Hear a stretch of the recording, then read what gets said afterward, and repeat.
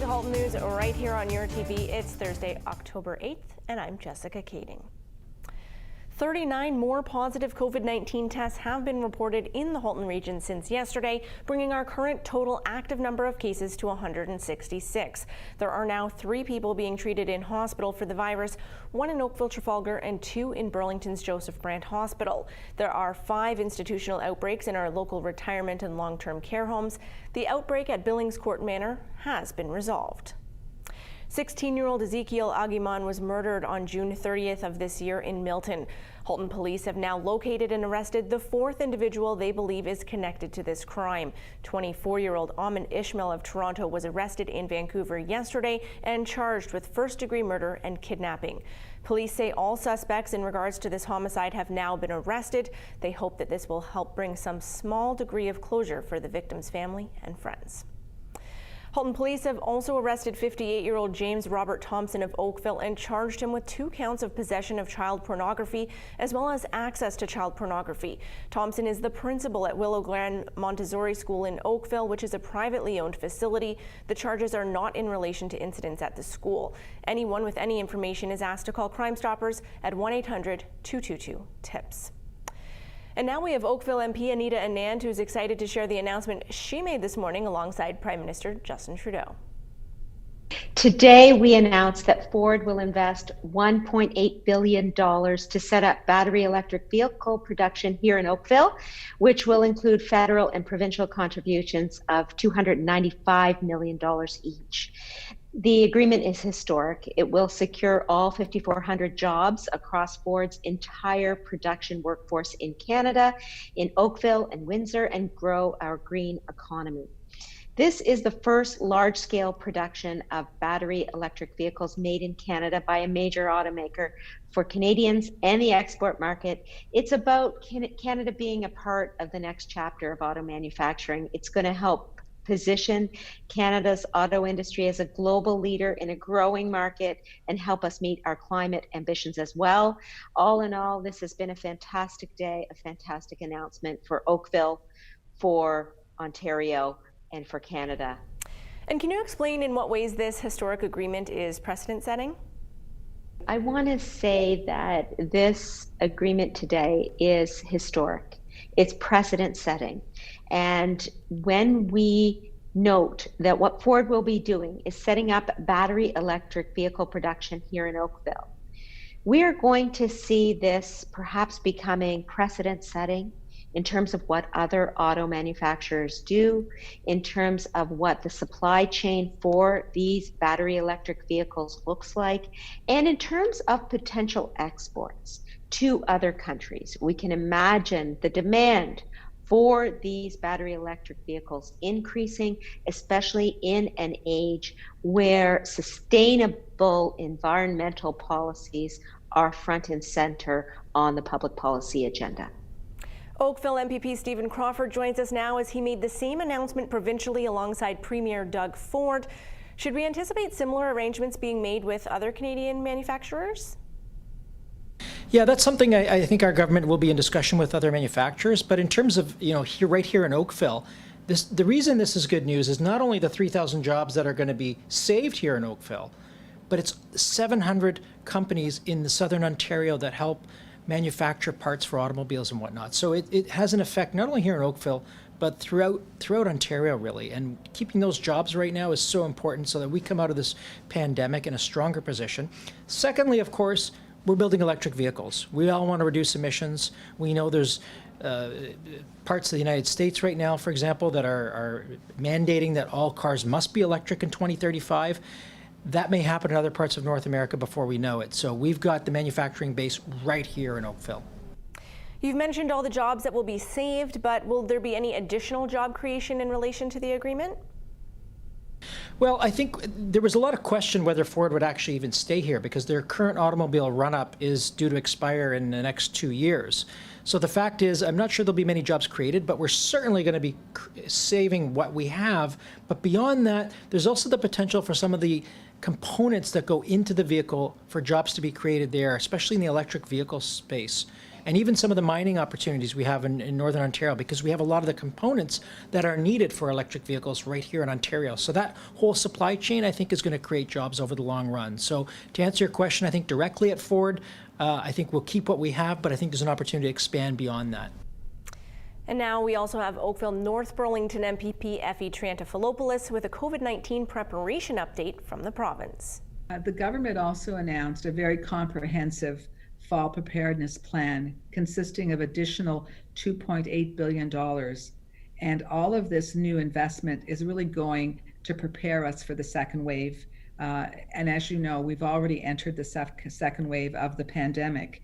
And it's to ensure fundamentally that healthcare, long-term care, and our education system is ready for not only the COVID pandemic, but also the anticipated flu season.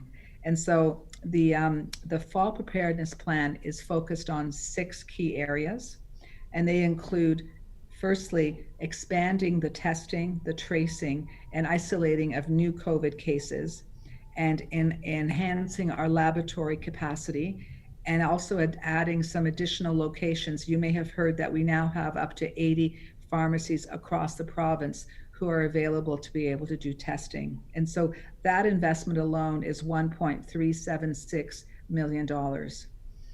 In addition, with respect to the flu season, the government has invested $70 million for vaccines, and an additional $26.5 million for the additional flu vaccines.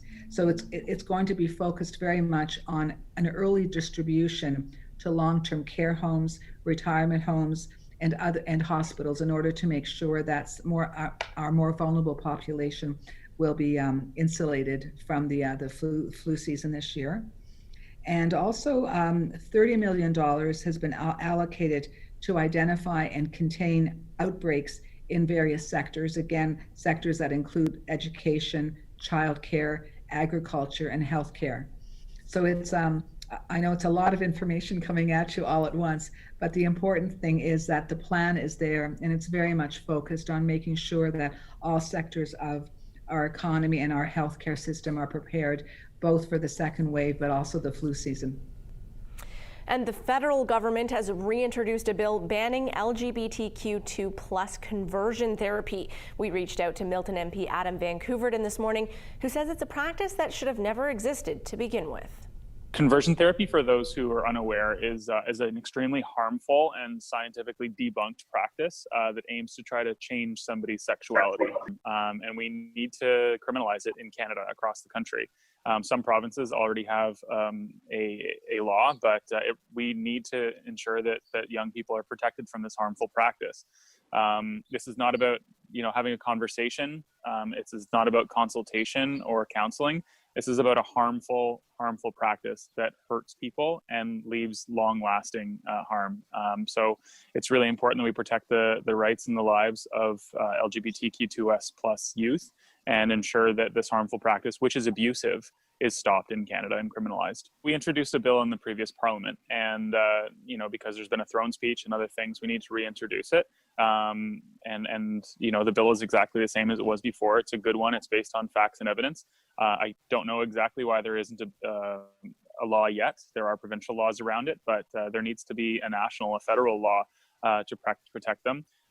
Look, there's opposition to this. There's a lot of religious groups. I get letters and emails in my office to telling people that we can't criminalize this because it's a parent's choice whether or not their child is gay. I'm sorry. Being gay is not a choice. It's an identity, and it's nobody's job to try and change other people.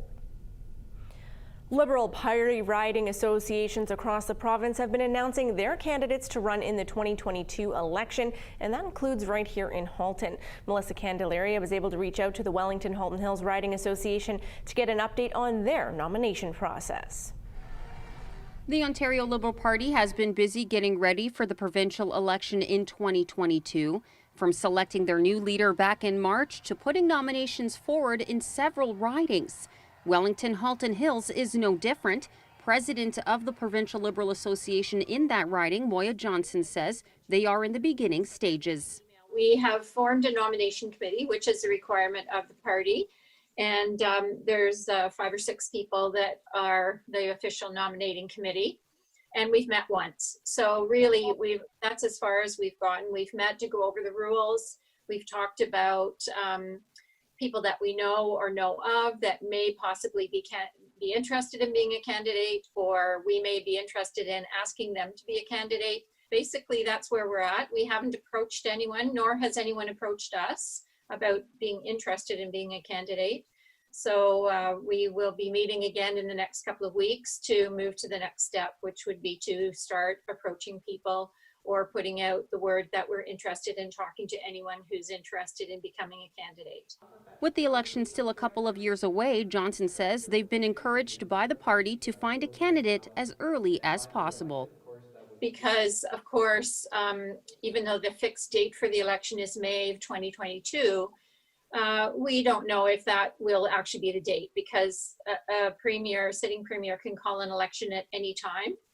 And because there are only 7, I think, sitting members of the Liberal Party right now, that means that they in our riding have to find a candidate for all the other unheld ridings, which is more difficult. For instance, the current government has already nominated all their sitting members. So they already have that number of candidates in place, ready to go, even though it's 2 years away. So starting now is a good idea to get people talking about it, interested. And also it gives the candidate more time to get out and meet people. And it's difficult, of course, because of the pandemic. There's not the same opportunities, but to certainly contact people and get their name out there. Now, Wellington Halton Hills has been held by the Progressive Conservatives for years, but Johnson says they are hopeful 2022 will be the year of change.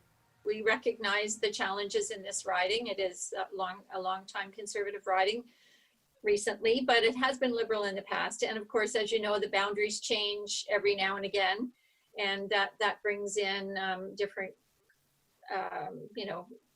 more Liberals perhaps, or more Conservatives, or more NDP, whatever way the boundaries happen to switch. But you know what? They say a government doesn't win an election, a government loses an election. So depending on how the general public feel about how the Premier and the government is doing, then people decide. For details on the nomination process, you can go to the Riding Association's website or contact Johnson herself. And if you are looking to vote for a candidate, you have to be a voting member first. Reporting for Halton News, I'm Melissa Candelaria. Meanwhile, in Milton, several candidates have already come forward competing for nomination. The deadline to become a voting member in Milton was 5 p.m. today, with the nomination meeting scheduled for October 29th. Still ahead, the results of Halton Environmental Network's Make Every Bite Count study. We'll have that after the break. Stay with us.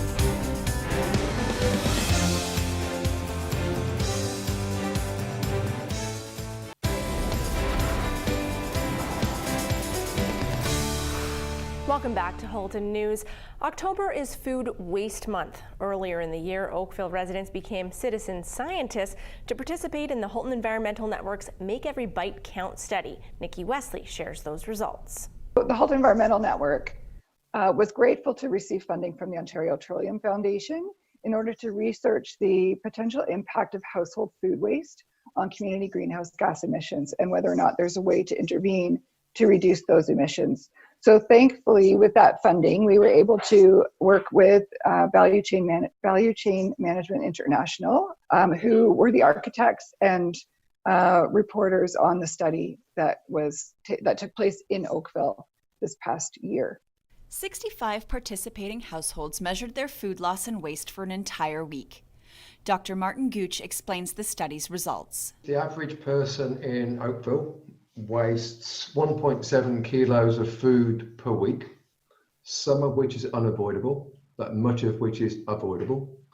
And that equates, given the population of Oakville, to over 16,000 tonnes of food loss and waste per year, which in turn relates to 43,000 metric tonnes of carbon dioxide.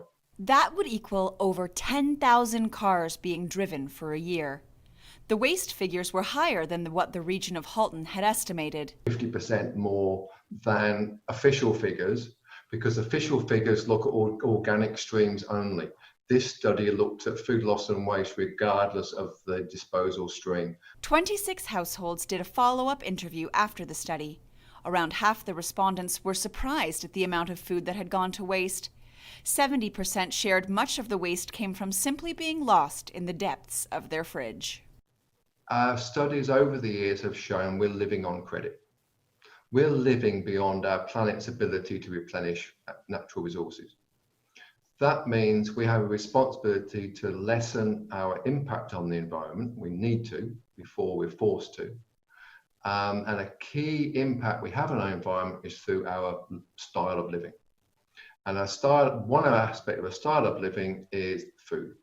And what the study shows is that the enormous extent to which we can reduce our environmental footprint by more responsibly purchasing food and then making the best use of that food that we have purchased. So we found, for example, that reducing avoidable waste alone by 50%, which is well within the realms of possibility, is the equivalent to taking well over 3,000 cars off the road in Oakville alone each year. Participants shared some of the ways they would be changing their habits, including no longer buying in bulk as part of those large packages were inevitably going to waste. Throughout October, Halton Environmental Network will be sharing tips and suggestions for helping community members to reduce their food print. Certainly thinking ahead as to what you're planning to purchase and only purchasing what you can use in the time that is allowed. And if you don't think you'll be able to use something soon enough, ensuring that you have proper ways to store that food, possibly freeze it if that's necessary in order to preserve it. And really, I think, it's the month of Thanksgiving as well, to really be conscientious about what you're purchasing and demonstrating gratitude for that, recognizing that a lot of resources have gone into that food getting to your house, and you're really its last destination. So being thankful and grateful for that, and therefore demonstrating appreciation for it by using it effectively and properly and not letting it go to waste. Reporting for Halton News, I'm Nikki Wesley.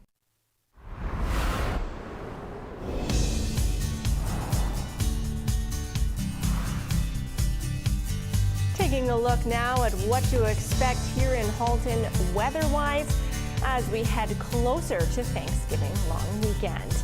Tomorrow we're expecting sunshine, 18 degrees as our afternoon high, cooling all the way down to 4 as our overnight low, and then there is a 30% chance of rain showers on Saturday. Otherwise, mix of sun and clouds up to 21 degrees as our high.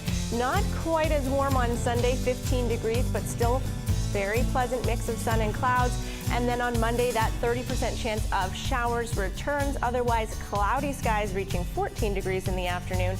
And Tuesday, that's a 60% chance of showers.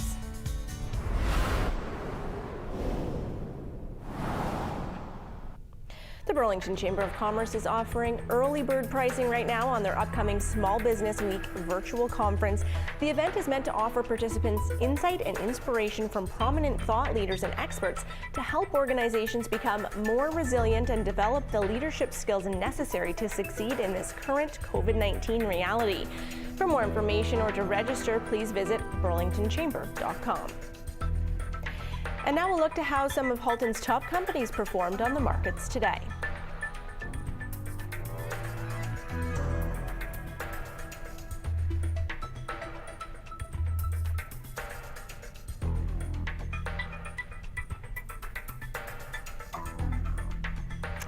We do need to take a short break. We'll be right back with the Burlington Food Bank and their preparations for Thanksgiving.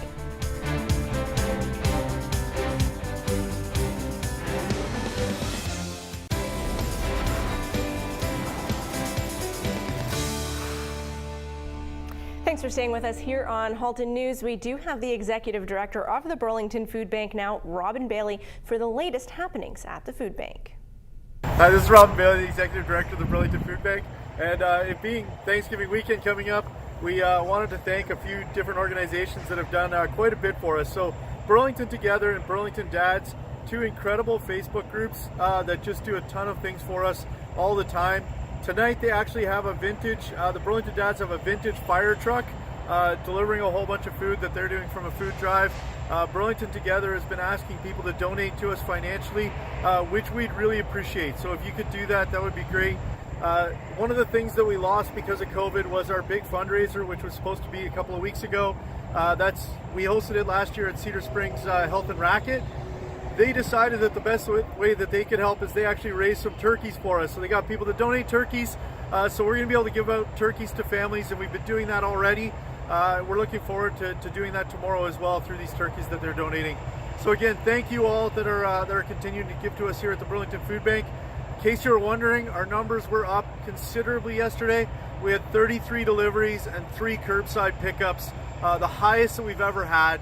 And so we really want to thank everyone that continues to support us. We need it. And again, go to our website, burlingtonfoodbank.ca, if you want more information. Food banks across Halton are in need right now. For example, Oakville's Fair Share Food Bank is entirely dependent on monetary donations. They use donated cash to purchase perishable foods such as chicken, beef, fish, and cheese, as well as fruits and vegetables. The Fair Share Food Bank is run entirely by volunteers. If you would prefer to donate non-perishables rather than cash, their most needed items right now include hot and cold cereal, canned corned beef and ham, as well as canned fruit and crackers. For a full list, please visit oakvillefoodbank.com. KERR Street Mission has a market that serves 450 local shoppers a month. The KERR Street Market has evolved into more than a food bank. It's a market where people can use their KERR Street vouchers to shop at zero cost and enjoy those community meals and conversations together. In order to provide the fresh, nutritious food, they're also reliant on donations. For more information about this program and the KERR Street Mission, please visit their website. You can go to kerrstreet.com/KERR Street Market.